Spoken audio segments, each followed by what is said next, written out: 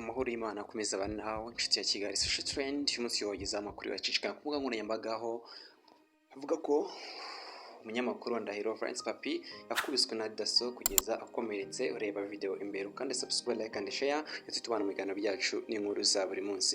Umunyamakuru wa BTN TV Ndahiro Valens Papi yakomerekejwe n'umukozi w'urwego rwunganira akarere mu gucunga umutekano dasso mu karere ka Kicukiro.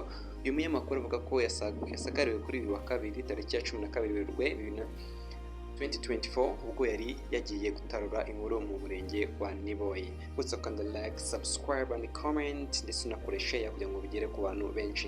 Ndahiro yagiye ati twari turi ahantu Kicukiro, ahantu bari gusenyera abaturage Kicukiro.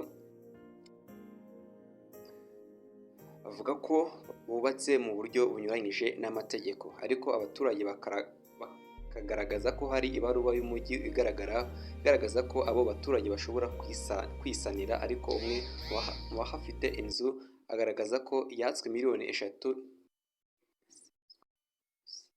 n'ushinzwe imyubakire ku karere.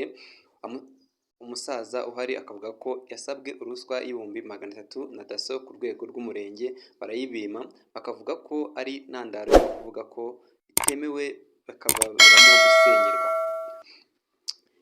Bityo kubagize ikiganiro Shyaka Achille bagenda bakurikiranye inkuru ku mbuga nkoranyambaga, yakomeje agira ati baduhamagaye rero n'itangazamakuru ngo tugaragaze akarengane ko gusenyerwa.